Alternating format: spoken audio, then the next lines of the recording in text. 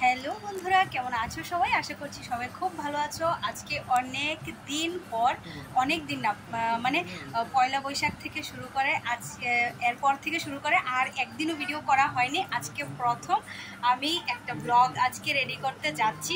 আশা করছি তোমাদের ভালোই লাগবে। আর এই যে দেখো আমি রেডি হয়ে গেছি, মানে তোমরা বুঝতেই পারছো আমি কোথাও একটা যাচ্ছি। তো এখন যাচ্ছি হলো আস্তে আস্তে দেখো তোমরা ব্লগটা, সবটাই কিন্তু তোমরা জানতে পারবে। তা আমাকে কেমন লাগছে অবশ্যই কিন্তু কমেন্টে জানিও। আজকে পরে নিয়েছি এই শাড়িটা, আর এটা আমার মার শাড়ি। আর শাড়িটা কেমন লাগছে কিন্তু অবশ্যই জানাবে। এখন কোথায় যাচ্ছি সেটা হলো, এখন যাচ্ছি জল ভরাতে যাচ্ছি। কিসের জল ভরা সেটা ব্লগটা দেখতে থাকো, আশা করছি তোমরা বুঝতে পারবে। তো চলো যাওয়া যাক। তো দেখো এখানে আমরা বেরিয়ে গেছি মানে হলো ফুল দিয়ে ওরা বাড়ি থেকে বের হয়েছে। তারপর আমি আর এখন আর ওদের বাড়িতে যেতে হয়নি, আমি একদম আমাদের গেট থেকে তাদের সঙ্গে হাঁটা শুরু করে দিয়েছি। তো সেটাই হয়ে গেছে। হ্যাঁ, ইচ্ছে আছে ফেরার পথে ওদের বাড়ি যাব, একটু বাড়ি গিয়ে তারপরে বাড়িতে আসবো আর কি। আবার যেহেতু বাড়ির পাশেই, সেহেতু এই অ্যাডভান্টেজটা একটু ভোগ করি আর কি। তো এই যে দেখো আমরা চলে গেছি এখন জগন্নাথ জিও মন্দিরে। তো এখানে আগে জগন্নাথ দেবের কাছে আরতি জানিয়ে তারপরে কিন্তু যাওয়া হবে পুকুরে। আর এই যে দেখো আজকে সবাই কিন্তু মোটামুটি লাল সাদা শাড়ি পরা হয়েছে, আর সবাইকে বেশ ভালোই লাগছিল। আর এই যে জল ভরার ব্যাপারটা না আমার খুব ভালো লাগে এই সাজটা। এই হলো ফুল দিয়ে ওদের বাড়িতে ঘরযাত্রা বলতে সেটা হলো ঠাকুর যাত্রা। তো তাই আর কি কথা।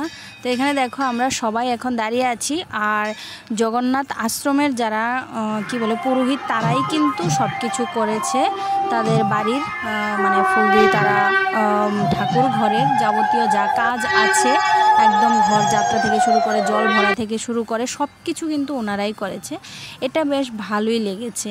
আর এই যে দেখো যখন এই দরজাটা খুললো না, ঠাকুরের মেইন ঘরের যে দরজাটা সেটা যখন খুললো না, এত ভালো লাগছিল জগন্নাথ দেবকে দেখতে, মানে কি বলবো। আর এই যে দেখো তারপর আমরা আবার হেঁটে হেঁটে চলে এসেছি এবার একটা পুকুরে। তো পুকুরের এখানে গঙ্গা মাকে মানানো হচ্ছে। তো এখন এই যে দেখো ওনারা কিন্তু সব নিয়ম করে, পুজো টুজো করে তারপরে কিন্তু কলসির মধ্যে যে জলটা ভরতে হয় সেই জলটা ভরে নিয়ে এসেছে। এটাই কিন্তু তাদের ঠাকুর ঘরে এনে রাখা হয়েছে।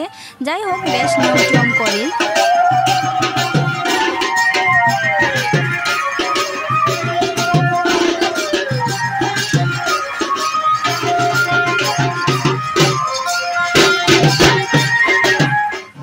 তো এই দেখো আমরা চলে এসেছি এখন বাড়িতে।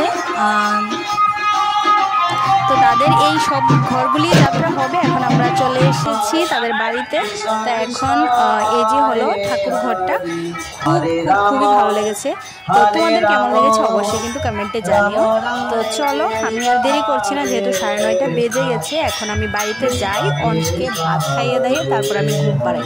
হ্যাঁ, তাও আবার আমি ভাত রান্না করিনি, এখন গিয়ে আগে ভাত রান্না করব, তারপর আমি অঞ্চকে অঞ্চের খাওয়া দাওয়া সেরে তারপরে কিন্তু আমি অঞ্চকে ঘুম পাড়াবো। তো চলো বন্ধুরা বাড়ি যাওয়া যাক, তারপর আবার কথা হচ্ছে। তো চলো আজকের ব্লগটা কেমন লেগেছে তোমরা কিন্তু অবশ্যই কমেন্টে জানিও। প্রচণ্ড গরম পড়েছে, মানে আমি ভীষণ ঘেমে নিয়ে একশেষ হয়ে গেছি। অনেকটা দূর হেঁটে যেতে হয়েছে। অংশ তোমাদের সঙ্গে কথা বলবে, দেখো অংশ কিন্তু গিয়েছিল, তোমরা দেখতেই পেলে। যাই হোক, অংশের কাকাই ছিল বলে কোলে ছিল, আমার অনেকটা রেহাই হয়েছে আর কি, না হলে আমার কোলে। তো চলো আজকের মতো টাটা। এখন আমি ভাত রান্না করবো, 9:30 বেজে গেছে। তাড়াতাড়ি আগে ভাতটা রান্না করি, তারপর অংশকে আগে একটু ভাত খাইয়ে তারপর ঘুম পাড়াই। আজকে আবার একাদশী, আমার তো কিছু খাওয়া দাওয়া নেই, আমি এখন শুধু জলই খাবো। আপাতত জল খেয়ে ঘুমাবো, আর ওদের জন্য ভাতটা রান্না করতে হবে। তো চলো আজকের মতো টাটা বন্ধুরা। কালকে কিন্তু মেইন প্রোগ্রাম, দাঁড়াও না বাবা কথাটা বলে নি, কালকে কিন্তু মেইন প্রোগ্রাম, তো সেটারও ব্লগ আসবে আলাদা। আমি এখন ছোট ছোট করেই ব্লগগুলি দিচ্ছি। চলো বাই, সবাই ভালো থাকো, সুস্থ থাকো, গুড নাইট।